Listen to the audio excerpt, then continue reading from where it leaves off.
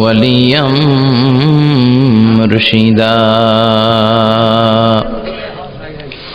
ونشهد أن لا إله إلا الله وحده لا شريك له والذي لا ضد له ولا ند له لا مثل له ولا مثيل له لا وزير له ولا كفيل له لا شبه له ولا شبيه له لا ولد له ولا والد له وهو الواحد الفرد الصمد لم يلد ولم يولد ولم يكن له كفوا أحد ونشهد أن سيدنا ونبينا وحبيبنا وبشيرنا ونذيرنا وطبيبنا وطبيب أرواحنا وحبيبنا وحبيب ربنا محمدا عبد الله ورسوله أرسله بالحق بشيرا ونذيرا وداعيا إلى الله بإذنه وسراجا منيرا أما بعد فقد قال الله تعالى في كلامه المجيد وفي فرقانه الحميد أعوذ بالله من الشيطان الرجيم بسم الله الرحمن الرحيم وقضى ربك ألا تعبدوا إلا إياه وبالوالدين إحسانا إن الله وملائكته يصلون على النبي يا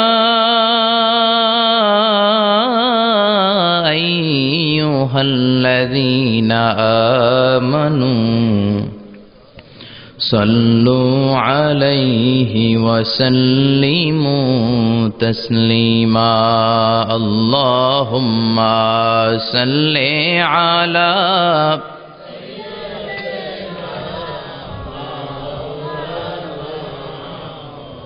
وعلى آل سيدنا مولانا محمد তাহাজ্জুদের জায়নামাজে মরণ দিও প্রভু আমায় একামতে দিনের কাজে কবুল করে নিও আমায় তাহাজ্জুদের জায়নামাজে মরণ দিও প্রভু আমায় একামতে দিনের কাজে কবুল করে নিও আমায় আল্লাহুম্মা সাল্লি আলা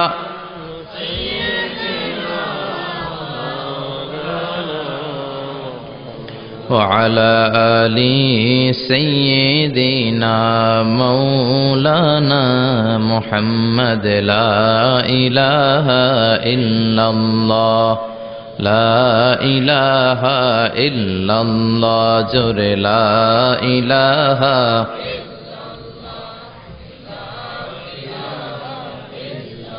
سبحان الله الحمد لله لا إله إلا الله سبحان الله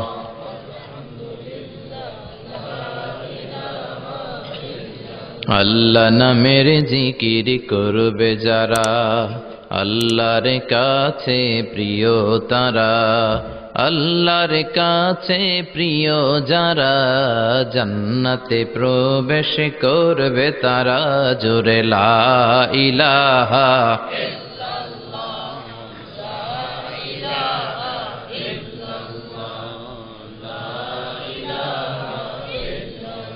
লা ইলাহা ইল্লাল্লাহু মুহাম্মাদুর রাসূলুল্লাহ সাল্লাল্লাহু আলাইহি ওয়াসাল্লাম। বিসমিল্লাহির রহমানির রহিম। পরম করুণাময় অসীম দয়ালু আল্লাহ তাআলার নামে আমরা শুরু করছি। বাখননগর মীরের পাড় উত্তরপাড়া যুবকদের উদ্যোগে আজকের এই চতুর্থ বার্ষিক তাফসীরুল কোরআনের মাহফিল, রোজ মঙ্গলবার, বাখরনগর মীরের পাড় ঈদগাহ জামে মসজিদ প্রাঙ্গণ। তার মানে এখানেই আপনারা ঈদের নামাজ পড়েন।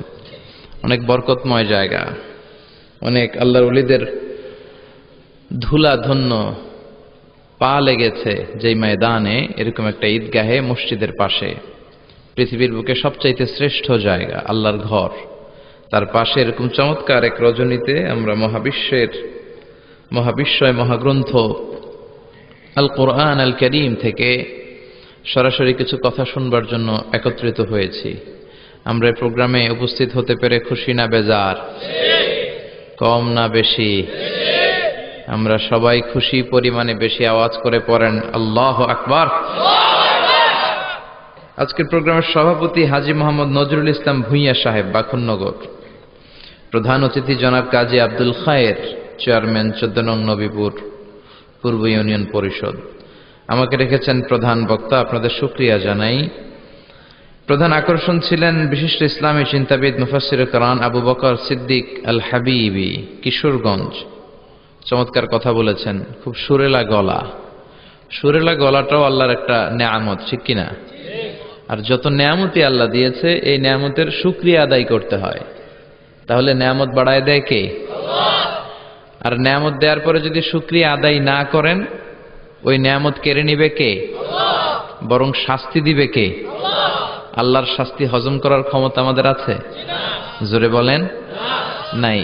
ইন্না বাতশা রব্বিকা লাশাদীদ, নিশ্চয়ই তোমার রবের পাকড়াও বড় কঠিন। তোমার রব সব সময় ধরে না ধরলে, ধরে না ধরলে আল্লাহ বিশ্বাস হয় নাকি সন্দেহ লাগে? ফেরাউনকে ধরে না কিন্তু যখন ধরছে ছাড়ে না। নমরুদরে ধরে না কিন্তু যখন ধরেছে, এখনো যদি কেউ জুলুমবাজি করে, দেখা যাচ্ছে আল্লাহ ধরে না কিন্তু ধরলে ছাড়বে না। এজন্য নেয়ামতের শুকরিয়া আদায় করতে হবে বেশি বেশি। নবীদের মধ্যে সবচেয়ে সুন্দর কণ্ঠ ছিল কোন নবীর জানেন? দাউদ আলাইহিস সালামের। উনি আকাবা উপসাগরের তীরে বসে জাবুর কিতাব তেলাওয়াত করতেন। আল্লাহ তাআলা আমাদের কোরআন আল কারীমের ভেতরে 114টা সূরা দিয়েছেন, আর দাউদ আলাইহিস সালামের জাবুর কিতাবে 150টা ছড়া দিয়েছেন। ছড়া আমাদেরকে দিয়েছে আল্লাহ, সূরা উনারে দিছে ছড়া। তো উনি উনার গলায় যত সুর ছিল, সব সুরের ঝংকার তুলে আকাবা উপসাগরের পাশে বসে উনি ছড়া গান, ইসলামিক ছড়া গানগুলো তিনি তেলাওয়াত করতেন। আর ওনার কণ্ঠের তেলাওয়াত শুনে আকাশের পাখিগুলো ড্রপ দিয়ে জমিনে নেমে যেত। সাগরের মাছগুলো সাগর ছেড়ে দিয়ে ডাঙ্গায় চলে আসতো। সুবহানাল্লাহ পড়েন। কিন্তু দাউদ আলাইহিস সালামের কণ্ঠ অনেক সুন্দর, তার মানে কিন্তু এই না যে বিশ্ব নবীর চেয়েও বেশি সুন্দর, না। The concept should be clear, very clear and crystal clear. এই ধারণাটা স্বচ্ছ থাকতে হবে যে কোনো কিছু দিয়ে বিশ্বনবীর সাথে তুলনা চলে না।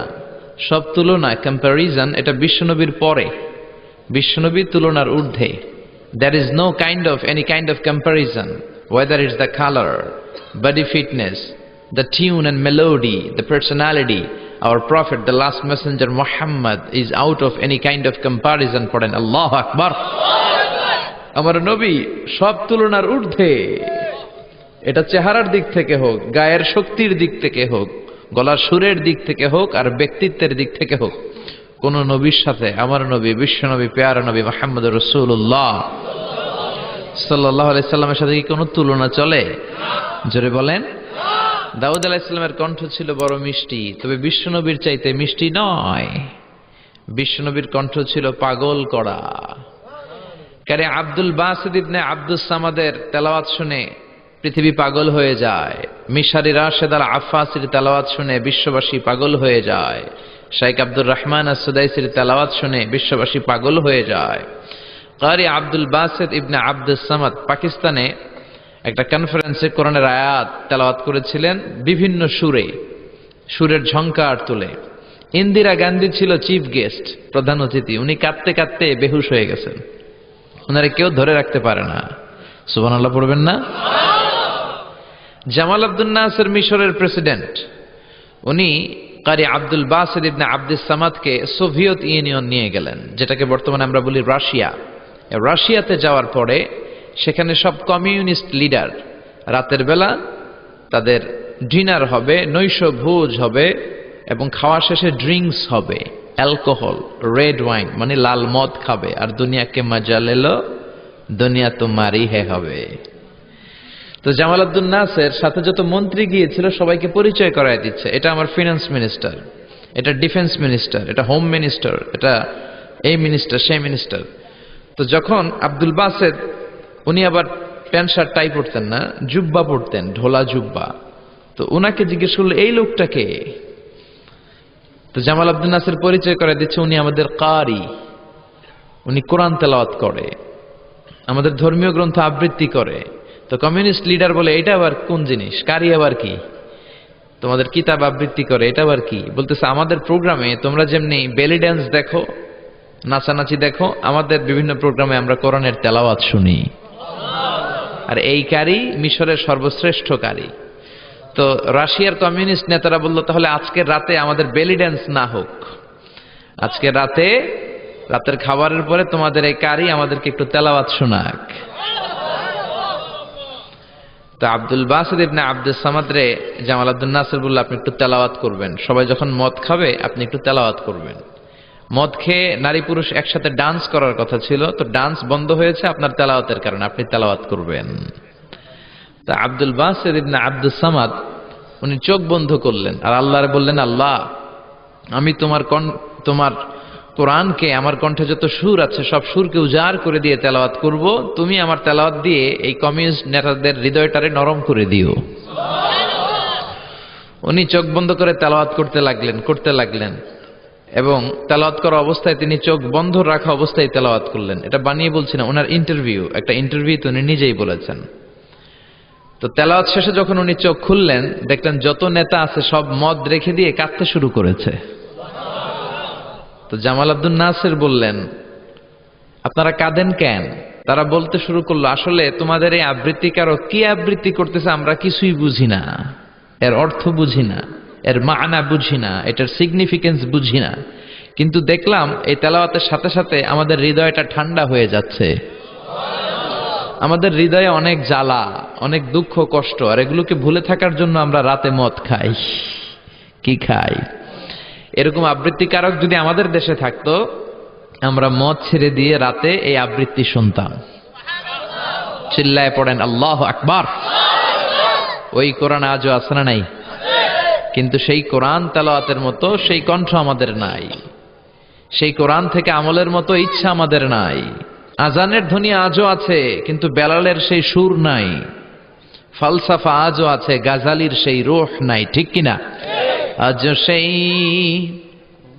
সেই কোরআন আছে, হাদিস আছে, সেই ঈমান আর মানুষ নেই, সেই আলী হায়দারে ওসমান নেই। আজানের ধ্বনি আছে আগের মতোই, আজানের ধ্বনি আছে আগের মতোই, বেলালের সেই রূহ নেই, বেলালের সেই রূহ নেই। আজ সেই কোরআন আছে, হাদিস আছে, সেই ঈমান আর মানুষ নেই, সেই আলী হায়দারে ওসমান নেই। ঠিক কিনা? সেই কোরআন আছে, হাদিস আছে, কিন্তু সেই মানুষগুলো নেই। আল্লাহ আমাদেরকে ওই রকম মানুষ হওয়ার তৌফিক দান করো। আমরা পড়ি আমিন। আমার আগে কথা বলেছেন প্রধান আকর্ষণ আবু বকর সিদ্দিক আল হাবিবি কিশোরগঞ্জ, চমৎকার কণ্ঠে কথা বলেছেন। যা বললেন আল্লাহ আমাদের আমলে নেয়ার তৌফিক দান করো। কথা বলেছেন হযরত মাওলানা রবিউল্লাহ আনসারী খতিব, রেইস কোর্স জামে মসজিদ, বাদ মাগরিব আলোচনা করেছে। আমার পাশে বসা আমার অত্যন্ত প্রিয় কাছের একজন লোক, আল্লাহ রবিউল্লাহ আনসারী সাহেব আমাদের উদ্দেশ্যে যা নসিহত করলেন আমরা যেন আমল করতে পারি, আমরা পড়ি আমিন। কথা বলেছেন মাওলানা মোহাম্মদ সমীর হোসাইন, মাওলানা মোহাম্মদ আদম আলী সাহেব, মাওলানা মোহাম্মদ হাফেজ ইয়াসিন আহমদ সাহেব। যারা এই কথা বললেন নিঃসন্দেহে কোরআন সুন্নাহর আলোকে বললেন, আমরা যেন আমল করতে পারি আল্লাহ তুমি তৌফিক দাও। আমরা যে বইটা থেকে আজকে কথা শুনবো বইটার নাম কি? আরো জোরে বলেন। আপনাদের শীত লাগতেছে? শীত লাগে না? এত শীত আপনাদের শীত লাগে না তো কবে লাগবে? আমার তো খুব শীত লাগতেছে। হুজুর আপনার লাগতেছে? আমার আর আপনার লাগতেছে, আর কারো লাগতেছে না। তো শীতের মধ্যে কোরআন শুনলে ডবল সওয়াব, ঠিক কিনা? এই যে কষ্ট সহ্য করে শুনতেছেন, আমরা যেই বইটা থেকে আজকে কথা শুনবো বইটার নাম কি? কোরআন। এই কোরআন থেকে আজকে আমরা কথা শুনবো। আসুন আল্লাহ রাব্বুল ইজ্জাত ওয়াল জালালের দরবারে শুরুতে আমরা ফরমালি থ্যাঙ্কস জানাই, শুকরিয়া জানাই। আমরা হৃদয় নিংড়ানো মনের সবটুকুন ভালোবাসাকে উজাড় করে দিয়ে সিংহ শার্দুলের মতো গর্জন করে আকাশ বাতাস প্রকম্পিত করে দেহের সবটুকুন শক্তি গলার এই মাঝ বরাবর এনে আমরা পড়ে নিচ্ছি আলহামদুলিল্লাহ। আওয়াজ করে পড়েন রব্বানা লাকাল হামদ হামদান কাসীরান তাইয়িবান মুবারাকান ফীহি ইয়া রাব্বি লাকাল হামদু কামা ইয়ানবাগি লিজালালি ওয়াজহিকা ওয়া আযীমি সুলতানিকা লাকাল হামদু বিল ঈমান লাকাল হামদু বিল ইসলাম লাকাল হামদু বিল কুরআন। প্রশংসা করলাম কার? আল্লাহ। জিকির করলাম কার? আল্লাহ। আল্লাহর নামটা জপতে কেমন লাগে? সবার ভালো লাগে? আসেন আল্লাহর নামে 3টা তাকবীর দেই, আমার সাথে সাথে আওয়াজ করে পড়বেন আল্লাহু আকবার। পড়েন আল্লাহু আকবার, আল্লাহু আকবার, আরো জোরে পড়েন আল্লাহু আকবার।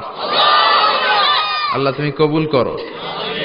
আমি আমার খুতবার শুরুতে সূরাত বনী ইসরাঈলের 23 এবং 24 নম্বর আয়াত তেলাওয়াত করেছি। আপনাদের খেদমতে এই দুটি আয়াতের আলোকে কিছু কথা আপনাদের সাথে শেয়ার করব। পড়েন ইনশাআল্লাহ। আল্লাহ বলছেন ওয়াকাযা রাব্বুকা আল্লা তা'বুদু ইল্লা ইয়্যাহ ওয়া বিল ওয়ালিদাইনি ইহসানা। আমি আল্লাহর স্পেশাল 2টা ফয়সালা আমি তোমাদেরকে জানিয়ে দিচ্ছি। 2টা ফয়সালা। কয়টা? 2টা সিদ্ধান্ত। কয়টা? এই সিদ্ধান্তগুলা অনড় সিদ্ধান্ত, এটার কোনো নড়চড় নাই। আর ফয়সালা সিদ্ধান্তগুলো দিয়েছে কে? আল্লাহ। 1 নাম্বার ফয়সালা হচ্ছে আল্লাহ তা'বুদু ইল্লা ইয়্যাহ, তোমরা কারো ইবাদত করতে পারবে না একজনের ছাড়া, তিনি কে? আল্লাহ। এজন্য রব্বুল আলামিন বলেন ওয়াকাযা রাব্বুকা আল্লা তা'বুদু ইল্লা ইয়্যাহু ওয়া বিল ওয়ালিদাইনি ইহসানা। আমি আল্লাহর স্পেশাল ফয়সালা, আমি আল্লাহর অনড় সিদ্ধান্ত, যেই সিদ্ধান্ত কোনোদিন নড়বে না, যেই ফয়সালার কোনো নড়চড় হবে না, ওই ফয়সালার প্রথম ফয়সালা হলো ইবাদত হবে একজনের, তিনি কে? আবার আল্লাহ বললেন মানব জাতি, জিন জাতি, এই 2টা জাতিকে আমি সৃষ্টি করেছি শুধু আমার ইবাদতের জন্য, ঠিক কিনা? আমা খালাকাতুল জিন্না ওয়াল ইনসা ইল্লা লিয়াবুদুন। মানব জাতি, জিন জাতি সৃষ্টির মূল উদ্দেশ্য লক্ষ্য শুধুমাত্র আমি আল্লাহর ইবাদত করা। সুবহানাল্লাহ। আবার এই পৃথিবীতে যত নবীরা এসেছেন সব নবীদেরও একই দাওয়াত ছিল, কমন দাওয়াত, কমন মিশন, কমন কথা। ইয়া কওমি ইবুদুল্লাহা মা লাকুম মিন ইলাহিন গায়রুহু। ও আমার কওমের লোকেরা, ও আমার উম্মতেরা, ও আমার স্বজাতির লোকেরা, খবরদার, ইবাদত করলে একজনের করবা, তিনি কে? আল্লাহ। তাহলে আল্লাহর প্রথম ফয়সালা ইবাদত হবে, জিকির হবে, সেজদা দিতে হবে একজনকে, তিনি কে? আল্লাহ। জিকির করবেন কার? আল্লাহ। চাইবেন কার কাছে? নাকি খাজা বাবার কাছে?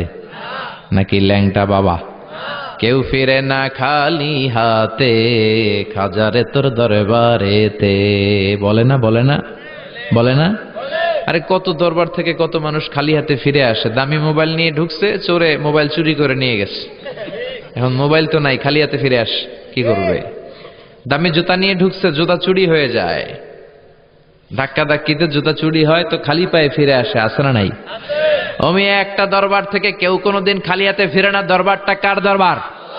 কেউ ফিরে না খালি হাতে, আল্লাহরে তোর দরবারেতে। বলেন, কেউ ফিরে না। এজন্য আল্লাহ বলেন, আমার দরবার এমন দরবার 24 ঘন্টা খোলা, মাসের 30 দিন খোলা, বছরের 365 দিন খোলা, সারা জীবন খোলা। যখনই চাইবা তোমার ডাকে সাড়া দিবে কে? কেউ যেটা পারে না পারে কে? কেউ যেটা দেয় না দেয় কে? কেউ যেটা শোনে না শোনে কে? আমরা কি সব শুনি? সব শোনে কে? আরো জোরে বলেন, কে? ওই যে দেবিদ্বারে কি হইতেছে আপনি শুনতেছেন? মুরাদনগরে কি হয় আপনি শুনেন? আপনি দেখেন ঢাকায় কি হয় আপনি শুনেন? কোন জায়গায় কি ঘটতেছে আপনি জানেন? কিন্তু কেউ যেটা জানে না জানে কে? এত উপর থেকে 7 আকাশের উপরে, সিদরাতুল মুনতাহার উপরে, লাউহে মাহফুজের উপরে, বাইতুল মামুরের উপরে, আরশ কুরসি তার 70,000 নূরের পর্দার উপর থেকে তিনি এমন কুদরতি নজর দেন, সপ্ত জমিনের নিচেও যদি কোনো পিঁপড়া হাঁটে, আল্লাহ পিঁপড়ার পায়ের আওয়াজটাও শুনতে পায়। এজন্য আল্লাহ বলে, গোলাম ইবাদত হবে শুধুমাত্র আমার। শুধুমাত্র কার? আল্লাযী ইউবাদ, যার ইবাদত করা হয়, যিনি ইবাদতের যোগ্য, তিনি হলেন মাবুদ। আমাদের মাবুদ একজন, তিনি কে? এজন্য প্রত্যেক নামাজে আমরা আল্লাহরে বলি, ইহদিনাস সিরাতাল মুস্তাকিম। ও আল্লাহ, আমাদেরকে তুমি সিরাতুল মুস্তাকিম দাও। আল্লাহ বলে, আমার ইবাদত কর। আমার ইবাদত করলে এটাই সিরাতুল মুস্তাকিম। সুবহানাল্লাহ কইবেন না? ওয়া আনি'বুদুনি হাযা সিরাতুম মুস্তাকিম। আমি এক আল্লাহর ইবাদত করলে তোমাদেরকে সিরাতুল মুস্তাকিম দিবে কে? এজন্য আল্লাহর ফয়সালা 2টা। চিৎকার করে বলেন, কয়টা? প্রথম ফয়সালা হলো ইবাদত একজনের, তিনি কে? وَقَضَى رَبُّكَ أَلَّا تَعْبُدُوا إِلَّا إِيَّاهُ وَبِالْوَالِدَيْنِ إِحْسَانًا। আমি আল্লাহর স্পেশাল ফয়সালা, বিশেষ ঘোষণা, অনর ঘোষণা, অনর সিদ্ধান্ত, ইবাদত হবে একমাত্র, শুধুমাত্র, কেবলমাত্র আমার আল্লাহর। কার? তাহলে আল্লাহর প্রথম সিদ্ধান্ত, আল্লাহ ছাড়া অন্য কাউর ইবাদত করা যাবে না, অন্য কাউকে সেজদা দেয়া যাবে না। কিন্তু কিছু লোক আছে মসজিদে আল্লাহরও সেজদা দেয়, এই যে মসজিদ ঢুকে আল্লাহর সেজদা দিবে, আর আশেপাশে মাজার থাকলে মাজারে জয় সেজদা দেয়, আছে না নাই? মহিলারা বেশি দেয়। আমাদের মহিলারা 2 জায়গায় বেশি যায়, এক যায় মাজারে, 2 যায় বাজারে, ঠিক কিনা? মসজিদে তাদের জায়গা নাই, মাহফিলের প্যান্ডেলে মহিলাদের জন্য প্যান্ডেল হয় না, এজন্য কই যাবে? যায় বাজারে আর মাজারে, আছে না নাই? সেজদা দিয়ে মুশরিকদের কাতারে নাম তোলে। যদি জিজ্ঞেস করেন মায়েরা কেন যান, বলবে আমার সন্তান হয় না। কেউ বলবে আমার 5টা মাইয়া, এখন পোলা লাগবো, বাচ্চার জন্য দরবারে যায়। দরবারে গেলে বাচ্চা হয়? তাহলে ছাগলের যে বাচ্চা হয়, ছাগলে কোন দরবারে যায়? গাভী যে প্রতি বছর একটা করে বাছুর দেয়, গাভী কোন দরবারে গেল? কথা কি আপনাদের মাথায় ঢুকে? এজন্য সেজদা পাবার অধিকারী একজন, তিনি কে? আল্লাহ বললেন, আমি আল্লাহর প্রথম ফয়সালা, খবরদার, এক আল্লাহ ছাড়া অন্য কারো ইবাদত করা যাবে। আল্লাহর প্রথম সিদ্ধান্তের সাথে আমরা একমত না দ্বিমত? সবাই একমত। দ্বিমত পোষণকারী কেউ নাই? 1-2 জন থাকতেও পারে। আছে আছে আছে আছে। তাহলে আসেন দ্বিতীয় সিদ্ধান্তের দিকে, যে আল্লাহ বললেন, ওয়া বিল ওয়ালিদাইনি ইহসানা। আমি আল্লাহর দ্বিতীয় সিদ্ধান্ত, যেহেতু প্রথম সিদ্ধান্তের সাথে তোমরা সবাই একমত, এবার আমার দ্বিতীয় সিদ্ধান্ত শোনো। ওয়া বিল ওয়ালিদাইনি ইহসানা, মাতা পিতার সাথে ইহসান করবা। কার কথা? ইবাদত হবে আল্লাহর, ইহসান হবে মাতা পিতার। আমরা বললাম আল্লাহ আপনার ইবাদত করব, এটা বুঝলাম, কিন্তু মাতা পিতার সাথে কেমন করে ইহসান করব বুঝিয়ে বলেন। ইহসান কি? আল্লাহ নিজেই ইহসানের ব্যাখ্যা দিচ্ছেন, আল্লাহ নিজেই কোরআনে ইহসানের তাফসীর করছেন। আল্লাহ বললেন, ইম্মা يبلغن عندك الكبر أحدهما أو كلاهما فلا تقل لهما أف। ইহসান কাকে বলে? বান্দা শোনো শোনো, তোমাদের মা কিংবা বাবা একজন কিংবা দুইজন যখন বার্ধক্যে উপনীত হয়ে যায়, যখন বয়স্ক হয়ে যায়, তাদের কোনো কর্মকাণ্ডে খবরদার নাক ছিটকানো যাবে না, উফ আহ করা যাবে না, উফ শব্দটাও বলা যাবে না। কারণ তুমি তোমার আব্বা আম্মারে কম কষ্ট দাও নাই। তুমি যখন পেশাব করেছো, পায়খানা করেছো, তোমার আব্বা তোমাকে ঘর থেকে বের করে দিয়েছে নাকি? কথা বলেন। শীতের রাতে ডান দিকে নিয়ে তোমার মা তোমারে ঘুমালো, শীতের রাতে ডান দিকে পেশাব করে ভিজিয়ে দিয়েছো, মা তোমারে ঘর থেকে বের করে দেয় নাই, মা তোমারে বাম দিকে রেখেছে, বাম দিকেও পেশাব করছো, মা তখনও বের করে দেয় নাই, বুকের উপরে রেখেছে। রাত 3টার দিকে মাঘ মাসের শীতে, কনকনে শীতে বুকের উপরে পেশাব করে মায়ের শাড়িটা ভিজিয়ে দিয়েছো। রাত 3টার দিকে উঠে তোমার মার একটা জামা পড়ে আবার তোমারে বুকে নিয়ে ঘুমায়। তোমার মা কি তোমারে বের করে দিছে নাকি? পেশাব করে পায়খানা করে ঘরটারে তুমি সারখার করেছো, তারপরে তোমার মা বাবা তোমারে বের করে দেয় নাই, তোমারে ঘর থেকে তাড়িয়ে দেয় নাই, তোমার এতিমখানায় রেখে আসে নাই। তোমার মা বাবা বয়স্ক হওয়ার কারণে তাদের কোনো কর্মকাণ্ডে খবরদার নাক ছিটকাবা না, এমনকি উহ আহ উফ শব্দটাও করা যাবে না। কার কথা? মা বাবা তোমারে ঘর থেকে যেমনি বের করে নাই, মা বাবা যেমনি তোমার এতিমখানায় দিয়ে আসে নাই, তেমনি তোমার মা বাবা যখন বয়স হয়ে যায়, বার্ধক্যে পৌঁছে যায়, মা বাবারে খবরদার বৃদ্ধাশ্রমে দিয়ে এসো না। কার কথা? বৃদ্ধাশ্রম বাংলাদেশে আছে না নাই? ছেলে আমার মস্ত মানুষ, মস্ত অফিসার, মস্ত ফ্ল্যাটে যায় না দেখা এপার ওপার, নানান রকম জিনিস আর আসবাব দামি দামি, সবচেয়ে কম দামি ছিলাম একে মাত্র আমি, ছেলের আবার আমার প্রতি অগাধ সম্ভ্রম, আমার ঠিকানা তাই বৃদ্ধাশ্রম। ঠিক কি না? কপাল পর অনেক ডাকাত আছে, মা বাবা বয়স হয়ে যাওয়ার কারণে তাদের কর্মকাণ্ডগুলো আর ভাল লাগে না, মা বাবারে বৃদ্ধাশ্রমে দিয়ে আসে। যেই ছেলে মেয়েগুলো মা বাবারে বৃদ্ধাশ্রমে দেয়, তোদের কপালে বুড়া হইলে বৃদ্ধাশ্রমও জুটবে না, ভাঙ্গা থালা হাতে নিয়ে তুই ভিক্ষা করে খাবি। ঠিক কি না? এজন্য আল্লাহ বলে, ইহসান কারে বলে? শোনো শোনো, ইম্মা ইয়াবলুগান্না ইনদাকাল কিবারা আহাদুহুমা আও কিলাহুমা ফালা তাকুল লাহুমা উফ। মা বাবা একজন কিংবা দুইজন যখন বার্ধক্যে উপনীত হয়ে যায়, খবরদার তাদের কোনো কাজে উফ শব্দটাও করো না। কে বললেন? জোরে বলেন না, কে বললেন? তারা পেশাব করবে, এটা তুমি পরিষ্কার করবা, না পারলে কাউরে দিয়ে করাবা। তারা যেমনি তোমারে বের করে দেয় নাই, তুমিও বের করে দিতে পারবা না, এটাই ইহসান। ঠিক কিনা? এজন্য আল্লাহ বললেন, ওয়াবিল ওয়ালিদাইনি ইহসানা, মাতা পিতার সাথে ইহসান করবা, এটা আমার দ্বিতীয় সিদ্ধান্ত। আমরা বললাম আল্লাহ ইহসানের ব্যাখ্যা কি? আল্লাহ বললেন, মা বাবা একজন কিংবা দুইজন যদি বয়স্ক হয়ে যায়, তাদের কোনো কাজে নাক ছিটকানো যাবে। 2 নম্বর ইহসানের ব্যাখ্যা, ওয়ালা তানহারহুমা, মা বাবারে ধমক দিও না। মা বাবারে ধমক দেয় এরকম বেয়াদব আছে না নাই? এরকম ডাকাইত আছে না নাই? এই এলাকায় নাই? অন্যান্য সবার সাথে খুব মিষ্টি ভাষায়, ভদ্র, খুব প্রেস্টিজিয়াস লোক, কিন্তু মায়ের সাথে খারাপ আচরণ, ধমকি দিয়ে কথা বলে, ঝিড়কে দিয়ে কথা বলে, মারে ডাকে বুড়ি, বাবারে ডাকে বুড়া, এরকম ডাকাত আছে না নাই? কেমন করে মারে তুমি বুড়ি বলে ডাক দাও? তোমার মা বাবা তো বুড়া বুড়ি হয়েছে তোমার কারণে, তোমারে মানুষ করতে যে তারা তাদের জীবন যৌবন শেষ করেছে,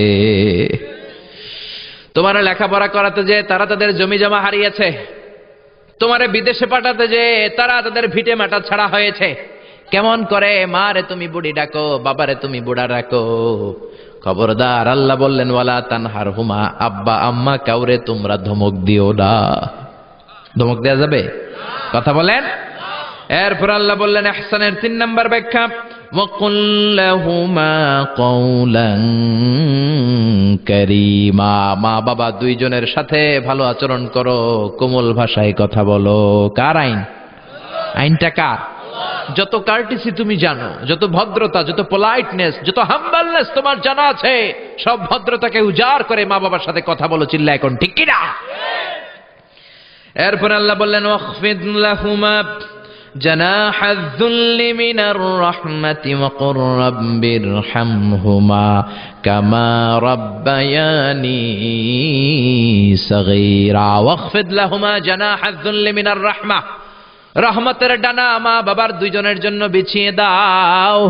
তোমার যত অর্থ আছে মা বাবার জন্য খরচ করো, তোমার যত ক্ষমতা আছে মা বাবা দুইজনের পায়ের সামনে ঢেলে দাও, ঠিক কিনা? আপনার সম্পদ আপনি মা বাবার জন্য ব্যয় করবেন। আপনার ক্ষমতা আছে মা বাবার পায়ের সামনে আপনি ক্ষমতা বিছিয়ে দেন, আপনার জীবনটারে উজালা করে দিবে কে?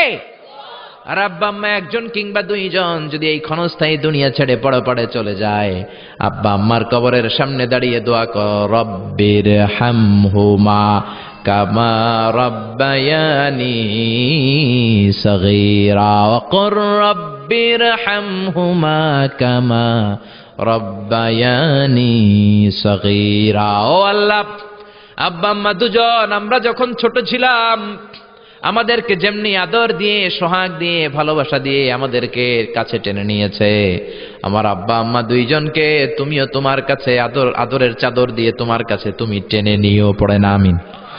আর জোরে আমিন। এজন্য আমার আল্লাহর স্পেশাল সিদ্ধান্ত কয়টা? প্রথম সিদ্ধান্ত ইবাদত হবে কার? দ্বিতীয় সিদ্ধান্ত ইহসান হবে কার সাথে? দ্বিতীয় সিদ্ধান্তের সাথেও আপনার একমত? এটাও দ্বিমত নাই? এজন্য ইবাদত হবে আল্লাহর, ইহসান করতে হবে মাতা পিতার সাথে। ইহসান মানে ভালো আচরণ, ইহসান মানে খেদমত করা, ইহসান মানে কোমল ভাষায় কথা বলা, ইহসান মানে মা বাবা বেঁচে না থাকলে কবরের সামনে দাঁড়িয়ে দোয়া করা, ইহসান মানে টাকা পয়সা সব মাতা পিতার পায়ের সামনে বিছিয়ে দেয়া, ঠিক কিনা? এই পৃথিবীতে যত ভালো কাজ আছে এই সবগুলো ভালো কাজকে যদি একসাথে র্যাঙ্কিং করেন, র্যাঙ্কিং এ উপরের দিকে চলে যাবে মা বাবার খেদমত। কোন সুবহানাল্লাহ। এজন্য এক সাহাবী বিশ্বনবীরে বললেন, ইয়া রাসূলুল্লাহ, ইয়া হাবিবাল্লাহ, আইয়ুল আ'মালি আফদাল। ও নবী, এই পৃথিবীর বুকে সব চাইতে ভালো আমল কোনটা? বিশ্বনবী বললেন, 3টা কাজ পৃথিবীর বুকে সব চাইতে ভালো। জোরে বলেন কয়টা? 1 নম্বরে সালাতু ফি ওয়াক্তিহা, সময় মতো নামাজ। সময় মতো যদি আজান দেওয়ার সাথে সাথে জামাতে তুমি সালাত আদায় করো, এর চেয়ে ভালো কাজ আল্লাহর জমিনে হতে পারে? তাহলে প্রথম ভালো কাজ হলো সালাত। প্রথম ভালো কাজ কি? কুরবানির ঈদে গরুর গোশতের সাথে যে সালাত খান ওইটা নাকি? হ্যাঁ, এই মসজিদে যে সালাত আদায় করি, ঠিক কি না? সালাতে কায়েম করো, সালাতে কায়েম করো, হবে সম্মানী তুমি, হবে জান্নাতি তুমি, হবে সম্মানী তুমি, হবে জান্নাতি তুমি, দিবে কাল হাসরে শীতল ছায়া আরশে আজিম, রাব্বিয়াল আলা রাব্বিয়াল আযীম। আল্লাহু আকবার। এজন্য বিশ্বনবী বললেন 1 নাম্বার ভালো কাজ হলো সময় মতো নামাজ। 2 নাম্বার সবচাইতে শ্রেষ্ঠ কাজ হলো বিররুল ওয়ালিদাইন, মাতা পিতার খেদমত করা। 3 নাম্বারে আল জিহাদু ফি সাবিলিল্লাহ, আল্লাহর রাস্তায়, আল্লাহর জমিনকে, আল্লাহর জমিনে আল্লাহর দ্বীন বাস্তবায়নের জন্য, দ্বীনের আন্দোলন করার জন্য, দ্বীনকে প্রতিষ্ঠা করার জন্য জিহাদ করা।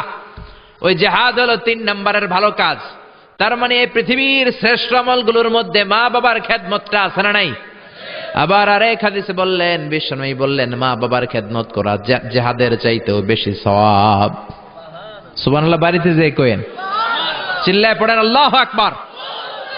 এক সাহাবী আসলো বিশ্বনবীর কাছে, ইয়াস্তাযিনুহুল জিহাদ, এসে বলল, নবী আমারে অনুমতি দেন, আমি জিহাদের ময়দানে যেতে চাই। বিশ্বনবী বললেন, ও সাহাবী, তোমার আব্বা আম্মা কেউ বেঁচে আছে নাকি? সাহাবী বললেন, আছে। বিশ্বনবী বললেন, জিহাদে যাওয়ার দরকার নাই, ফাফিহিমা ফাজাহিদ, ঘরে যাও, বাবা মার খেদমত করো। মা বাবার খেদমত করলে ঘরে বসেই জিহাদের সওয়াব পাবা। আপনার আব্বা আম্মা যদি খুশি হয়, খুশি হয়ে যায় কে? আব্বা আম্মা বেজার হলে বেজার হয় কে? রিদার রাব্বি ফি রিদাল ওয়ালিদ ওয়া সাখাতুর রাব্বি ফি সাখাতিল ওয়ালিদ। আপনার বাবা মা যদি আপনার উপর খুশি হয়ে যায়, রব্বুল আলামিন আরশের উপর থেকে আপনার উপর খুশি হয়ে যায়। সুবহানাল্লাহ বলেন। এজন্য মা বাবার দোয়া নেওয়ার দরকার আছে না নাই? বাবা হলো আমাদের বড় পীর সাহেব, মা হলো সবচেয়ে বড় ওলি। পৃথিবীর সবগুলো ওলি মিলে যদি একটা গ্লাসের পানির মধ্যে পুরো কোরআন খতম করে ফু দেয়, আর আপনার আম্মা জান যদি শুধু বিসমিল্লাহ পরে আরেকটা গ্লাসের পানির মধ্যে ফু দেয়, আল্লাহর কসম আপনার মা যেই গ্লাসের পানিতে ফু দিয়েছে ওই দোয়াটা সবার আগে কবুল হয়ে যাবে। কি বরকত, কি নেয়ামত। ঘরের মধ্যে থুইয়া আমরা কই যাই? ডাব লইয়া, লাউ লইয়া, মুরগি লইয়া, ঠিক কি না? এজন্য খেদমত করতে হবে মা বাবার, দোয়া নিতে হবে মা বাবার কাছে। অনেক কপাল পোড়া আছে মাজারে যে মশারি দেয় কিন্তু নিজের বাবারে মশাই কামড়ায়, মারে মশাই কামড়ায়, আছে না নাই? মাজারে মশারি টাঙ্গায় রাখে, ওর বাবারে কামড়াবে। ভন্ডের এক শের, ঠিক কিনা? এই ভন্ডের সাথে, ভন্ডামির সাথে ইসলামের কোন সম্পর্ক? দো দিল বান্দা কালমা চোর, না পায় শ্মশান না পায় ঘোর, দিন থাকিতে আয়রে পথে ছাইড়া দে ভন্ডামি, ভন্ডামি ভন্ডামি ভন্ডামি। এদেশে ভন্ডামি আছে না নাই? এ এলাকা একটু কম না? নামাজ কালাম পড়ে না, ইবলিস শয়তানের নানা, আছে না নাই?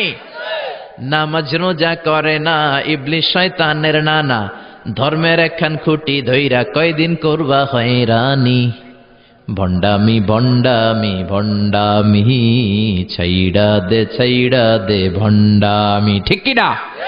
এজন্য এই ভন্ডামির সাথে ইসলামের কোনো সম্পর্ক নাই। অনেক কপাল পোড়া মাজারে যে মশারি টাঙায় কিন্তু নিজের মায়ের মশাই কামড়ায়, নিজের বাবারে মশাই কামড়ায়, আছে না নাই? পৃথিবীর সবাই মিলে দোয়া করলেও কবুল নাও হতে পারে, কিন্তু মা দোয়া করার সাথে সাথে এই দোয়াটা কবুল করে নেয় কে? এজন্য বিশ্বনবী বললেন জান্নাত তোমাদের মায়ের পায়ের তলায়, আল জান্নাতু তাহতা আকদামি উম্মাহাতিকুম। ও দুনিয়ার মানুষেরা শোনো শোনো, 8টা জান্নাত আমি তৈরি করে রেখেছি তোমাদের জন্য, আর এই জান্নাতগুলো আছে তোমাদের মায়ের পায়ের তলায়। ওগো মা তুমি এই ধরনের শ্রেষ্ঠ নেয়ামত, তোমারই পদ তলে রয়েছে জান্নাত। ওগো মা তুমি এই ধরনের শ্রেষ্ঠ নেয়ামত, তোমারই পদ তলে রয়েছে জান্নাত। সুবহানাল্লাহ পড়েন। এই পৃথিবীর পুরুষ মানুষগুলোর পায়ের নিচে থাকে জোতা, জোতার নিচে থাকে মাটি আর বালি, আর এই পৃথিবীর মহিলা মানুষদের মায়েদের পায়ের নিচে আল্লাহর জান্নাত, আছে না নাই? জোরে বলেন। তাহলে যেই মায়ের পায়ের নিচে জান্নাত, ওই পায়ের দাম বেশি না কম? এই পৃথিবীটারে 1000 বার বিক্রি করলে এই বিক্রির টাকা দিয়ে জান্নাতের একটা চেয়ারের দাম হবে? আর যে 8টা জান্নাত মায়ের পায়ের নিচে পড়ে আছে, ওই পা দুইটার দাম আল্লাহর কাছে বেশি না কম? জোরে বলেন। এই জন্য দোয়া চাবেন মায়ের কাছে, দোয়া চাবেন বাবার কাছে, হাদিয়া দিবেন সবার আগে আম্মারে, সবার আগে আব্বারে। চাকরি থেকে বেতনটা পাওয়ার পরে ওইখান থেকে সবার আগে যেই টাকাটা হাতে তুলে দিবেন, ওই টাকাটা মায়ের হাতে দিবেন। কার কাছে? নাকি বউয়ের হাতে? বউয়ের হাতে দিবেন, কিন্তু আগে মায়ের হাদিয়া করবেন, ঠিক কি না? কারণ বউ গেলে বউ পাওয়া যায়, বন্ধু গেলে বন্ধু পাওয়া যায়, গার্লফ্রেন্ড চলে গেলে গার্লফ্রেন্ড পাওয়া যায়, মা চলে গেলে মা পাওয়া যায় নাকি? জোরে বলেন। মা চলে গেলে মা আর ফিরে আসে না। এজন্য বিশ্বনবী বলেন জান্নাতের 2টা স্পেশাল দরজা আছে, এক দরজার নাম আব্বা, আরেক দরজার নাম আম্মা। এই 2টা দরজা আমাদের ঘরে আছে না নাই? এজন্য বিশ্বনবী বলেন এই 2টা দরজার সাথে কেমন আচরণ করবা এটা তোমার ডিসিশন। হুমা জান্নাতুকা ওয়া নারুক, মা বাবাই তোমার জান্নাত, মা বাবাই তোমার জাহান্নাম। মা বাবার সাথে যদি ভালো আচরণ করো 8টা জান্নাতের দরজা খুলে দিবে কে? আর মা বাবার সাথে যদি খারাপ আচরণ করো জাহান্নাম গুলা তৈরি আছে না নাই? মা বাবা যদি হিন্দু হয়, যদি বৌদ্ধ হয়, যদি খ্রিস্টান হয়, নাস্তিক হয়, তারপরেও মা বাবার সাথে ভালো আচরণ করতে হবে। নাকি হিন্দু হওয়ার কারণে বাদ দিয়ে দিবেন? বাংলাদেশে এরকম অনেক হিন্দু ফ্যামিলি আছে, ওই ফ্যামিলির ছেলে তাফসির মাহফিল আইসা কোরআনের কথা শুই না, মুফাসসিরে কোরআনের হাতে হাত রেখে কালিমা পড়ে মুসলমান হয়ে গেছে, আছে না নাই? কিন্তু মা মুসলমান হয় নাই, বাবা মুসলমান হয় নাই। খবরদার, মা বাবা হিন্দু থাকলেও তোমার মা বাবা তার জন্য খরচ করবা, ভালো আচরণ করবা, তার কাছ থেকে আশীর্বাদ নিবা। মা বাবার দোয়া আশীর্বাদ কবুল করে নেয় কে? এটা হিন্দু হোক, বৌদ্ধ হোক, নাস্তিক হোক, কোনো বিষয় না। আসমা বিনতে আবি বকর বিশ্বনবী শালী। বিশ্বনবী শালীর নাম কি?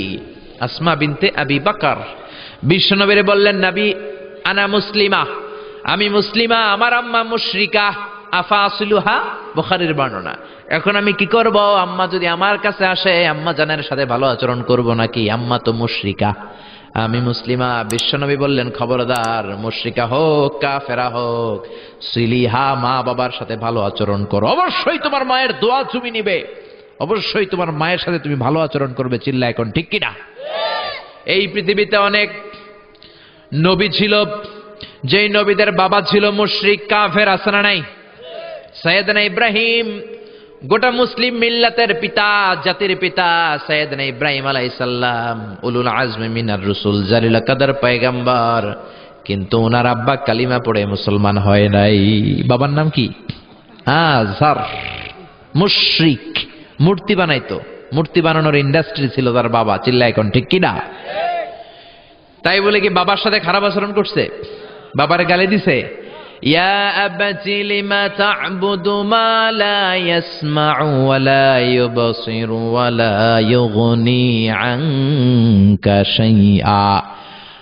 শ্রদ্ধা সহকারে, সম্মান সহকারে বাবারে নসিহত করেছে, বাবা কেন আপনি ওই মূর্তির পূজা করেন যেই মূর্তি কানে শোনে না, যেই মূর্তি চোখে দেখে না, যেই মূর্তি ভালো মন্দ আপনার কিচ্ছু করতে পারে না, ওই মূর্তির পূজা কেন করেন? সম্মানের সাথে বাবারে দিনের দাওয়াত দিলেন, কিন্তু বাবার সাথে কোনোদিন খারাপ আচরণ করে নাই। সুবহানাল্লাহ। এজন্য আল্লাহ বলেন আমার ফয়সালা দুইটা। কয়টা?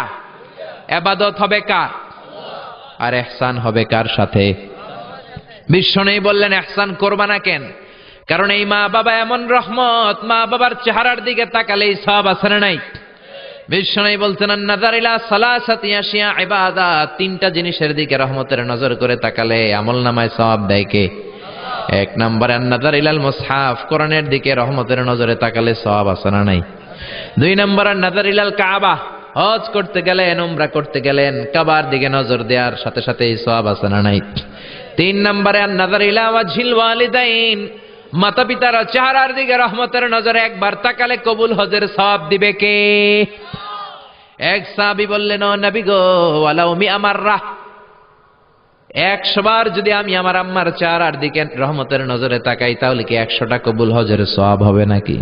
বিশ্বনবী বললেন নাআম ওয়ালাউ মিআ মাররা, 100 বার নজর করে তাকালে 100টা কবুল হজের সওয়াব হয়ে যাবে। 4 লক্ষ টাকা খরচ করে আপনি হজ করে আসছেন, বুকে হাত দিয়ে বলতে পারবেন নি যে হজটা কবুল? বলতে পারবেন? কোনো গ্যারান্টি ওয়ারেন্টি আছে? আছে, আছে। কিন্তু মা বাবার চেহারার দিকে নজর করলেই কবুল হজের সওয়াব আমলনামায় দিবে কে? মা বাবা এমন জিনিস, দোয়া করলেই কবুল। মুহূর্তের মধ্যে মায়ের দোয়া কবুল করে কে? মায়ের শুধু দোয়াটাই কবুল না, বদদোয়াটাও কবুল। যদি শুধু দোয়াটা কবুল হইতো তাহলে বলতে পারতাম আর দোয়া না করলে কি হয়েছে। কিন্তু শুধু দোয়াই না, দোয়াও কবুল, বদদোয়াও, দোয়াও কবুল, বদদোয়াও।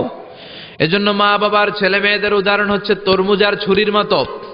মা বাবা হলো ছুরি, ছেলে মেয়ে হলো তরমুজ। তরমুজ নিচে রেখে উপর থেকে ছুরি মারলে তরমুজ কেটে যায়, আবার নিচে ছুরি রেখে উপর থেকে তরমুজ ফেলে দিলেও তরমুজ কেটে যায়। উভয় অবস্থায় তরমুজ কেটে যায়, ছুরির কিছু হয় না। ঠিক কি না? আপনি বুলেট মারলে অনেক সময় বুলেট মিস হতে পারে, নাকি বুলেট মিস হয় না? গুলি মারলে হয় না? হয় না? ড্রোন হামলা করলেন, মিসাইল হামলা করলেন, মিস হতে পারে, কিন্তু মায়ের দোয়া, জোরে বলেন না, মিস হবে? এজন্য বিশ্বনবী বলতেন সালাসু দাওয়াতিন মুস্তাজাবা, 3 ব্যক্তির দোয়া মুহূর্তের মধ্যে কবুল হয়ে যায়। 1 নম্বরে হলো দাওয়াতুল মুসাফির, মুসাফিরের দোয়া কবুল করে কে? 2 নম্বরে দাওয়াতুল মাজলুম, অত্যাচারিত ব্যক্তির দোয়া কবুল করে কে? 3 নম্বরে দাওয়াতুল ওয়ালিদাইনি লিওয়ালাদিহি, মাতা পিতার দোয়া, যখন মাতা পিতা ছেলে মেয়েদের জন্য দোয়া করে ওই দোয়াটাও কবুল করে কে? মাতা পিতার দোয়াও কবুল, বদদোয়াও। জোরে জোরে বলেন, দোয়াও কবুল, বদদোয়াও। বদদোয়া করলেও কবুল হয়ে যাবে। বুখারীর বর্ণনা, জুরাইজ নামে এক আল্লাহর ওলি ছিল। আল্লাহর ওলির নাম কি? আরো জোরে বলেন। জুরাইজ নামে এক আল্লাহর ওলি ছিল, বনি ইসরায়েলের অনেক বড় আবেদ। পাহাড়ের উপরে ওনার গির্জা, ওই গির্জার মধ্যে রাত্রিবেলায় তাহাজ্জুদ পড়তে পড়তে আল্লাহর ওলি হয়ে গেছে। ওই গির্জার পাশে ছোট্ট ঘর থাকে তার মা, রাত্রিবেলায় তাহাজ্জুদের নামাজ পড়ছেন। ওমিয়া তাহাজ্জুদ ছাড়া আল্লাহর ওলি হওয়া যায় নাকি? আমিনাল লাইলি ফাতাহাজ্জাদ বিহি নাফিলাতান লাকা আসা আন ইয়াবআসাকা রাব্বুকা মাকামাম মাহমুদা। তাহাজ্জুদের নামাজ পড়লে আপনার মর্যাদা বাড়ায় দিবে কে? উনি তাহাজ্জুদের নামাজ পড়তেছেন, রাত 2টা। ওনার মা ডাক দিল, ইয়া জুরাইজ, ও জুরাইজ। জুরাইজ মনে মনে ভাবে, হায় হায়, নামাজেও দাঁড়াইলাম, মায়ও ডাক দিল, এখন কি করি? নামাজ পড়বো না মায়ের ডাকে সাড়া দিব। মনে মনে ভাবলো নামাজটা পড়ে নেই, 2 রাকাতের নামাজ, বেশি সময় লাগবে না। নামাজের পরে মায়ের কাছে যাব, হয়তো মায়ের পিপাসা লেগেছে, পানি খাবে। মায়ের ডাকে সাড়া দেয় নাই। কিছুক্ষণ পর আবার মা তার ডাক দিল, ইয়া জুরাইজ, ও জুরাইজ। জুরাইজ আবার নামাজ চালিয়ে গেল। মনে মনে ভাবলে একটু পরে যাই, নামাজটা শেষ করেই মায়ের কাছে যাব। মা কিছুক্ষণ পরে আবার ডাক দিল, জুরাইজ। জুরাইজ বলে, হায় হায়, মা তো শুধু ডাকতেই থাকে, নামাজ পড়ে মায়ের কাছে যাব। কিন্তু মায়ের সহ্য হয় নাই, মায়ের মনে কষ্ট চলে আসছে। মা মনে ব্যথা পেয়ে গেছে, ব্যথা পাওয়ার সাথে সাথে বদদোয়া করে ফেলছে। আর ওই বদদোয়া কবুল করে ফেলছে কে? এজন্য মায়ের দোয়াও কবুল, বদদোয়াও। বদদোয়া করেছে, আল্লাহুম্মা লা তুমিথু ইল্লা আন তুরিয়াহুল মুমিসাত। ও আল্লাহ, কোন বেশ্যা নারীর ফিতনায় না ফেলে তুমি জুরাইজকে মরণ দিও না। বদদোয়াটা কবুল করে নিল কে? কিছুদিন পরে আবার জুরাইজ তাহাজ্জুদের নামাজ পড়তেছে, এক বেশ্যা নারী আসছে, এসে বলে, জুরাইজ দরজা খোলো। নক করতে শুরু করছে। দরজা খোলার পরে জুরাইজকে সে প্রলোভন দিতে শুরু করলো। বলল, দেখো কত সুন্দরী আমি, আমি অনন্য, আমি সুস্নিগ্ধা, আমি প্রিয়ংবদা, আমি সুহাসিনী, সুকেশিনী, সুভাসিনী, অসূর্যম পোষ্যা, মেঘে কালো কেশ, হরিণের মতো ডাগর ডাগর আমার চোখ, দেখো আমি কত সুন্দরী, আসো আমরা প্রেম খেলায় মেতে উঠি। জুরাইজ বলে, আমি আল্লাহরে ভয় পাই, দূর হও, আমার গির্জা থেকে দূর হও। জুরাইজের সাথে সুবিধা করতে না পেরে বেশ্যা পাহাড় থেকে নিচে নেমে এসেছে। বুখারীর হাদিস। নিচে নেমে এসে দেখে এক রাখাল ঘুমায়। কে ঘুমায়? রাখাল রে ঘুম থেকে উঠিয়ে বলে, ও রাখাল, দেখো আমি কত সুন্দরী। রাখাল তার প্রেমের ফাঁদে পড়ে তার সাথে অবৈধ দৈহিক সম্পর্কে লিপ্ত হয়েছে, জেনা করেছে। ব্যভিচারের ফলে এই বেশ্যার পেটের মধ্যে সন্তান দিয়ে দিয়েছে কে? 3 মাসের ব্যবধানে বেশ্যার পেটটা এত বড় হয়ে গেছে। এলাকার লোকেরা বলে, ও মেয়ে, তোর তো বিয়ে হয় নাই, পেট বড় হইল কেন? বাচ্চা পাইলি কই? বেশ্যা বলে, আমার পেটের বাচ্চার বাবা হলে ওই আল্লাহর ওলি জুরাইজ। কথাটা হাসা না মিছা? কত পার্সেন্ট? জোরে বলেন। 100% মিছা। সবাই বলে, হায় হায়, এতদিন মনে করতাম আল্লাহর ওলি, এখন দেখি ভণ্ড। এতদিন পানি পড়ার জন্য যেতাম জুরাইজের কাছে, এখন দেখি ভণ্ড। উপর দিয়ে ফিটফাট, ভিতর দিয়ে সদরঘাট। উপর মে পাক সাফ, আন্দার মে খালাত মালাত। জুরাইজ, আজকে তোর 12টা বাজাবো, দাঁড়া। জুব্বা পড়ে তুমি বুজুর্গি দেখাও, আর রাতের বেলা আকাম কুকাম করো। লাঠি ছোটা নিয়ে সব পাহাড়ের উপরে উঠে গির্জা ভেঙে মেসাকার। জুরাইজকে রশি দিয়ে বেঁধে নিচে নামিয়ে এনেছে। ও জুরাইজ, তোর মতো ভণ্ড এলাকায় থাকার দরকার নাই, তোরে ডেথ পেনাল্টি দিব, মৃত্যুদণ্ড। কি দণ্ড? জুরাইজ বলে, হায় হায়, কেন আমার গির্জা ভাঙলা? কেন আমারে মারতেছো, ধরতেছো? জানি না, একটা বারের মতো বলো আমার অপরাধ কি? সবাই বলে, জুরাইজ, তোর মতো ভণ্ড এই তল্লাটে কেউ নাই। জুরাইজ বলে, ঠিক আছে, আমারে মৃত্যুদণ্ড দিও, আগে বলো অপরাধ কি? সবাই বলে, এই বেশ্যা নারীর সাথে তুই পাপ কাজে লিপ্ত হয়েছিস। এই মহিলার পেটের মধ্যে যেই বাচ্চা, ওই বাচ্চার বাবা হলি তুই, জুরাইজ। জুরাই বলে, আল্লাহ, কোন বিপদে তুমি আমারে ফালাইলা? কিছুই তো জানি না আমি, আমার তো কোনো দোষ নাই। বুঝ হওয়ার পর থেকে কোনো পাপ কাজে আমি আল্লাহ লিপ্ত হই নাই, তুমি আমারে বাঁচাও। ও মিয়া, বিপদে পড়লে আমাদেরকে বাঁচায় কে? জুরাইজ বলে, ঠিক আছে, আমারে মৃত্যুদণ্ড দিও, কিন্তু আমার শিরচ্ছেদ করার আগে 2 রাকাত নামাজ পড়ার সময় দাও।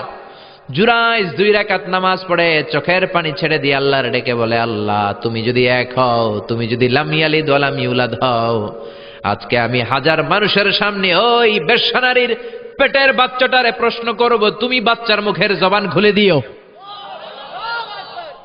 ওই বাচ্চার মুখের জবান খুলে দেওয়ার ক্ষমতা আল্লাহর আছে না নাই? শিওর? সন্দেহ লাগে না তো? আল্লাহর এত ক্ষমতা, পেটের একটুক বাচ্চা কথা বলবে?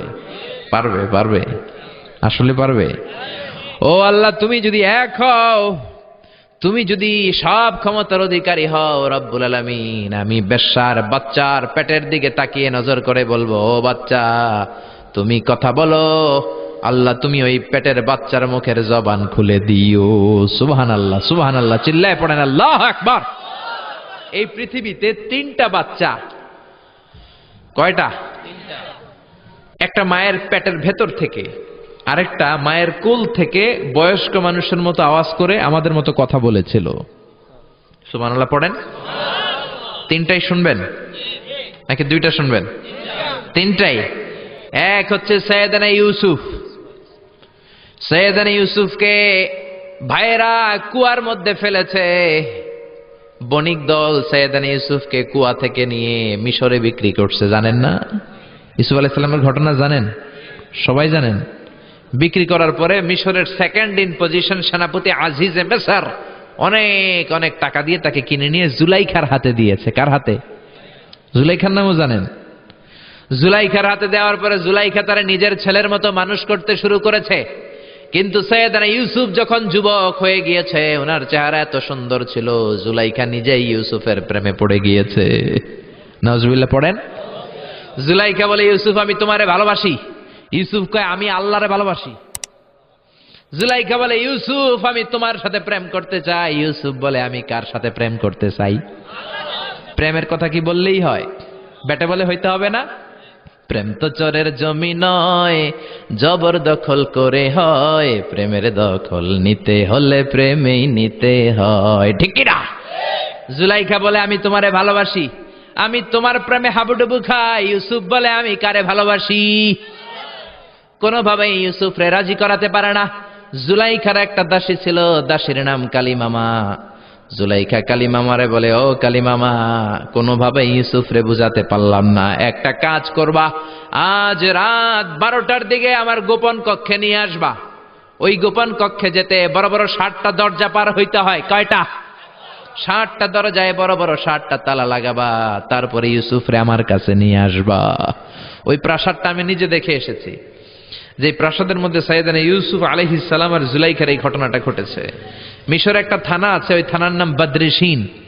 ওই বদরেশিন থানায় একটা এলাকা আছে নাম আজিজিয়া। এই আজিজিয়া এলাকাতে এই প্রাসাদ তুফানের কবলে এখন ভেঙে পড়েছে। তার পাশেই আছে সিজনে ইউসুফ, ইউসুফের জেলখানা। এই জেলখানাটাও আমি দেখে এসেছি। এই জেলখানাতে ইউসুফ আলাইহিস সালাম 10 বছর জেলে বন্দী ছিল।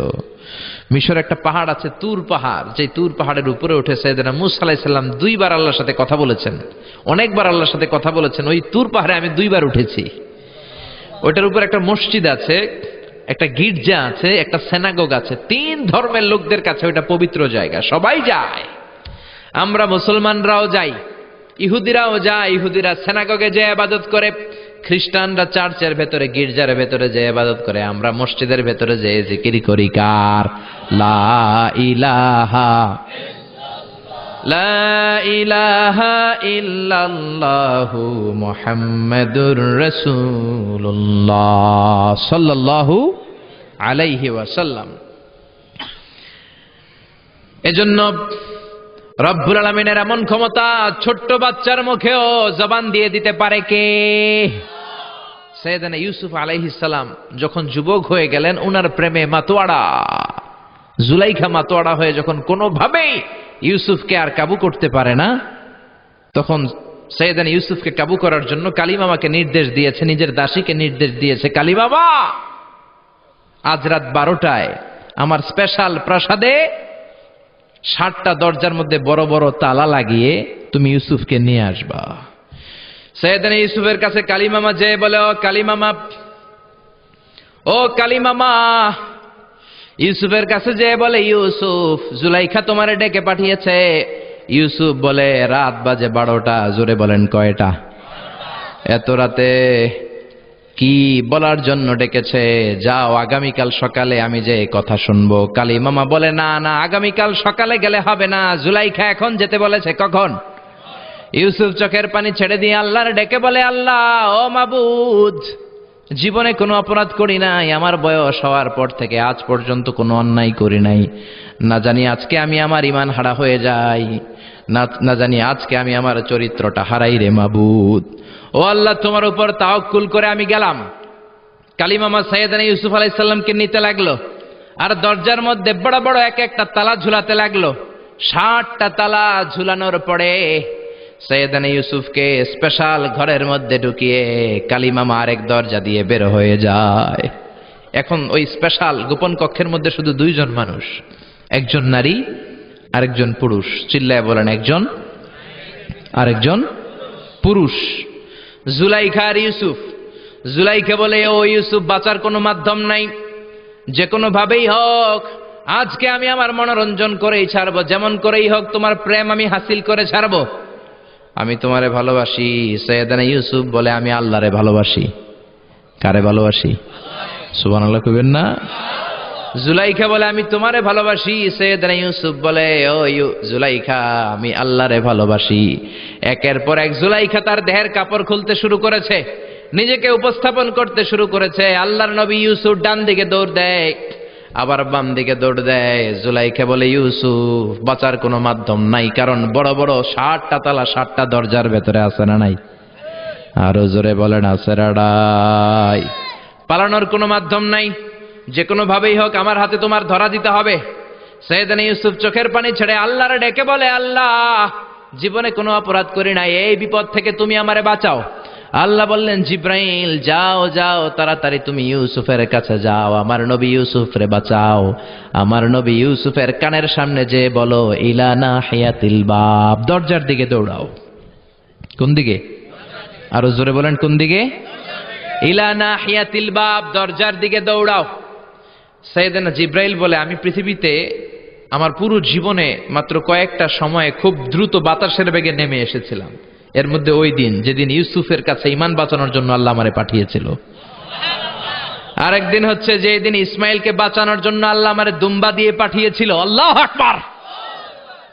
সাইয়েদনা ইব্রাহিম সাইয়েদনা ইসমাইলকে জবাই করার জন্য বড় একটা তলোয়ার নিয়ে যখন কোরবানি করতে শুরু করলো, আল্লাহ বললেন, ও জিব্রাইল, জান্নাত থেকে দুম্বা নিয়ে তাড়াতাড়ি দুনিয়ায় ছুটে যা, আমার ইসমাইলের গলার একটা পশমও যাতে না কেটে যায়। সাইয়েদনা জিব্রাইল বাতাসের বেগে আল্লাহু আকবার, আল্লাহু আকবার, আল্লাহু আকবার বলতে বলতে দুম্বা নিয়ে চলে এসেছিলেন। তিনি বলেন, আমি এই সময়টাতে সবচেয়ে দ্রুত বেগে জমিনে নেমেছি, আবার সাইয়েদনা ইউসুফের ঈমান বাঁচানোর জন্য আমি দ্রুত নেমেছি। আল্লাহু আকবার। সাইয়েদনা ইউসুফ চোখের পানি ছাড়ে, জিব্রাইল কানের কাছে এসে বলো, ইউসুফ ইলা নাহিয়াতিল বাব, আল্লাহ বলছে দরজার দিকে দৌড়ান। সাইয়েদনা ইউসুফ বলে, জিব্রাইল, দরজার মধ্যে তো বড় বড় তালা লাগানো। জিব্রাইল বলে, ও ইউসুফ, আমি জানি না, আল্লাহ শুধু এই মেসেজটা দিয়েই আমারে পাঠিয়েছে, দরজার দিকে দৌড়াও। সাইয়েদনা ইউসুফ আল্লাহর উপর তাওয়াক্কুল করে দরজার দিকে দৌড়ালেন। জুলাইখা মনে মনে হাসে। জুলাইখা বলে, দরজায় তালা আছে না নাই? মিয়া, ওই তালা খুলে দেওয়ার সাধ্য আমার আল্লাহর আছে না নাই? সাইয়েদনা ইউসুফ যখন প্রথম দরজার কাছে যায়, কি আজীব তামাশা, প্রথম দরজার কাছে যাওয়ার সাথে সাথেই মুহূর্তের মধ্যে টাস টাস করে প্রথম দরজার তালা খুলে যায়। কোরআনের ভেতরে এই ঘটনা আছে না নাই? ওয়া গাল্লাকাতিল আবওয়াব ওয়া ক্বালাত হাইতা লাক ক্বালা মাআযাল্লাহ। 60টা দরজায় 60টা তালা মেরেছে। তিনি দৌড়াতে লাগলেন, একটার পর একটা দরজার তালাগুলো খুলে দিতে লাগলো কে? মুসার মতো ঈমান হলে রাস্তা হবে সাগর জলে, ইউসুফের মতন ঈমান হলে একে একে দরজা খোলে। ইব্রাহিমের মতন ঈমান যদি আজও থাকে বিদ্যমান, অগ্নিকুণ্ডে দেখতে পাবে খুবসুরত এক ফুলবাগান। সুবহানাল্লাহ। 6টা দরজার তালা খুলে যাওয়ার পরে 7ম দরজার সামনে যখন সাইয়েদনা ইউসুফ এসেছে, আল্লাহু আকবার বলে দরজার মধ্যে ধাক্কা দেয়, কিন্তু দরজা খুলে না। পিছন দিয়ে জুলাইখা আছে না নাই? আউলাকে সে পাগলা বেশে জুলাইখাও দৌড় দিয়েছে সাইয়েদনা ইউসুফকে ধরার জন্য। ঠিকই ধরে ফেলেছে। সাইয়েদনা ইউসুফের জামায় ধরে টান দেয়াতে সাইয়েদনা ইউসুফ আলাইহিস সালামের জামার পেছন দিয়ে ছিঁড়ে গিয়েছে। ইন দ্য মিন টাইম দরজাটাও খুলে গিয়েছে। দরজা খুলে যাওয়ার পরে দুইজন তাকিয়ে দেখে আজিজ মেসের দাঁড়ানো, জুলাইখার স্বামী দাঁড়ানো। জুলাইখার স্বামী এই দৃশ্য দেখে তো অবাক, কিরে রাত বাজে 2টা, ইউসুফ হাঁপাচ্ছে ঘামাচ্ছে, আর জুলাইখার দেহের কাপড় চোপড়ের অবস্থা ভালো না। কি ঘটনা ঘটেছে আমারে বলো। ফালিয়াতাকাল্লাম আহাদুকুমা শাইআন, দুজনের একজন আমাকে কিছু তো বলো। কেউ কিছু বলে না। জুলাইখা সামনে এসে বলে, আজিজে মেসর, দুধকলা দিয়ে আমরা এতদিন সাপ পুষেছি, আজকে গভীর রাতে 7 দরজায় 60টা তালা মেরে ইউসুফ আমার ইজ্জত হানির জন্য ঘরে হামলা দিয়েছে। হাসানা মিসা, সোরের মার বড় গলা, যুগে যুগে আছে না নাই? আজিজে মেসর বলে, তোমার কোনো সাক্ষী আছে? জুলাইখা কয়, আছে। কে সাক্ষী? আমার দাসী কালী মামা। এই কালী মামা, সত্যি নাকি? কয় 100% সত্য। এরকম সাক্ষী বাংলাদেশও আছে না নাই? ঘটনার সময় জন্ম হয় নাই, ঘটনার সময় বয়স ছিল 2 মাস, কিন্তু সাক্ষী দেয়। ওই সাক্ষীর উপর ভিত্তি করে রায় হয়, ওই সাক্ষীর উপর ভিত্তি করে বিচার হয়, ওই সাক্ষীর উপর ভিত্তি করে জেল হয়, ফাঁসি হয়। আছে না নাই? জোরে বলো না, ছেড়ে নাই। আজদে মেসর বলে, ও ইউসুফ, কেমন করে এই কাজ করলা? তোমার মৃত্যুদণ্ড দেয়া হবে, এখনই মৃত্যুদণ্ড দেয়া হবে। জল্লাদের কাছে তোমার যাওয়ার দরকার নাই, জল্লাদ তোমার সামনে এসে এখনই তোমার ঘাড় কেটে ফেলবে, মাথাটা দেহ থেকে আলাদা করে দিবে। তোমার কোনো সাক্ষী থাকলে বলো। সাইয়েদনা ইউসুফ বলে, আমার কোনো সাক্ষী নেই। আল্লাহ বললেন, জিব্রাইল তাড়াতাড়ি যা, ইউসুফের কানের কাছে যে বল, জুলাইখার খালাতো বোন গতকাল প্রাসাদে বেড়াতে এসেছে। জুলাইখার খালাতো বোনের ছোট্ট একটা 2 মাসের দুধের বাচ্চা, ওইটার নাম হলো কিসিন। ইউসুফ, তুমি হাত তুলে বলো, কিসিন হলো আমার সাক্ষী। সুবহানাল্লাহ। আইজে মেসর বলে, আতুরিদু আন তাসখারা মিন্নি। ইউসুফ, এটা তুমি কি বলো? কিসিন কেমনে সাক্ষী দেবে? বয়স মাত্র 2 মাস, দুধ খায়, মায়ের কোলে কাঁদে। ইউসুফ বলে, আমি এত কিছু জানি না, কিসিন আমার সাক্ষী। কিসিনকে আনা হলো। সাইয়েদনা ইউসুফ কিসিনের মাথায় হাত বুলায় আর বলে, ও কিসিন, ইশহাদি বিল হক, আল্লাহর নামে তুই সত্য সাক্ষী দে। ছোট্ট 2 মাসের দুধের বাচ্চা কিসিন বড়দের মতো কথা বলতে শুরু করলো, বলতে আরম্ভ করলো, ইনকানা কামিসুহু কুদ্দা মিন কুবুলিন। সুবহানাল্লাহ পড়েন। ইনকানা কামিসুহু কুদ্দা মিন কুবুলিন ফাসাদাকাতু হুয়া মিনাল কাযিবিন ওয়া ইন কানা কামিসুহু কুদ্দা মিন দুবুরিন ফাকাযাবাতু হুয়া মিনাস সাদিকিন। ও আজিজে মিসর, ইউসুফের জামা চেক করো, জামার সামনের দিক দিয়ে ছেঁড়া হলে ইউসুফ দোষী, আর জামার পেছনের দিক দিয়ে যদি ছেঁড়া থাকে তোমার বউ জুলাইখা দোষী। জামার কোন দিক দিয়ে ছেঁড়া? জোরে বলেন। ছোট্ট কিসিনের সাক্ষীর মাধ্যমে সাইয়েদনা ইউসুফকে বাঁচায়া দিল কে? আরো জোরে বলেন, কে? এই একটা বাচ্চা সাক্ষী দিয়েছে। 2 নাম্বার বাচ্চা হচ্ছে সাইয়েদনা ঈসা আলাইহিস সালাম। বলবো, সাইয়েদনা ঈসা আলাইহিস সালাম তার মাকে যখন নষ্ট বলে গালি দেয়া হয়েছে, সাইয়েদনা ঈসা আলাইহিস সালাম হাজার হাজার বনি ইসরাইলের লোকদের সামনে এরকম সাক্ষী দিয়েছে। তিনি আওয়াজ করে বলেছে, ইন্নী আবদুল্লাহি আতানিয়াল কিতাবা ওয়া জাআলানি নবিয়্যা। চিল্লায় পড়েন আল্লাহু আকবার। এই 1 হচ্ছে কিসিন, 2 হচ্ছে সাইয়েদনা ঈসা, 3 হচ্ছে জুরাইজের সময় ওই মায়ের পেটের বাচ্চা। মনে আছে না ভুলে গেছেন বোধহয়? মনে আছে? আছে। জুরাইজ বলে, আমাকে হত্যা করার আগে 2 রাকাত নামাজ পড়তে দাও। 2টা রাকাত শুধু নামাজ পড়বো, 2 রাকাত নামাজ পড়ে আমি আল্লাহর কাছে দোয়া করব। নামাজ পড়ে হাজার হাজার মানুষের সামনে বললেন, বেশ্যারে ডাকো। বেশ্যা সামনে আসার পরে আল্লাহর ওলি জুরাইজ বলে, ও বেশ্যা সামনে আসো, তোমার পেটের বাচ্চার স্বামীকে? কয় আপনি। এবার পেটের বাচ্চাটারে ইঙ্গিত করে বলে, ও পেটের বাচ্চা, এক আল্লাহ যদি থেকে থাকে তুমি বলো তোমার বাবাকে। হাজার হাজার মানুষকে সাক্ষী রেখে ওই বেশ্যার পেটের ভেতর থেকে ছোট্ট বাচ্চা কথা বলতে শুরু করলো, আনতালাস্তা আবি, আবি হুয়া রাইল গানাম, আপনি আমার বাবা নন, ওই যে সিপাই দাঁড়ায় আছে ওই রাখাল হলো আমার বাবা। চিল্লায় পড়েন আল্লাহু আকবার। আরো জোরে পড়েন আল্লাহু আকবার। এজন্য মায়ের বদদুয়ার কারণে জুরাইজও রক্ষা পায় নাই, জুরাইজের মান সম্মানও শেষ। চিল্লায় কোন ঠিক কিনা?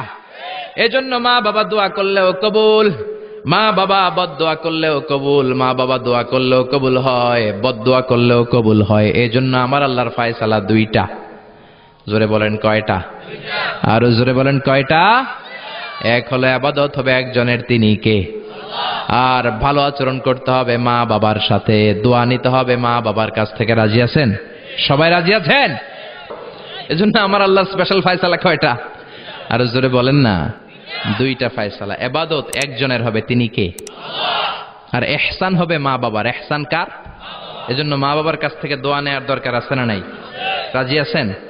যদি মা বাবার সাথে ঝগড়া হয়ে থাকে কি করবেন? আজকে মাহফিলের পরেই পা ধরে ক্ষমা চাইবেন। আজকে মাহফিলের পরেই পা ধরে ক্ষমা চাইবো। মা বাবার কাছে পা ধরে ক্ষমা চাওয়াতে কোনো লজ্জা আছে?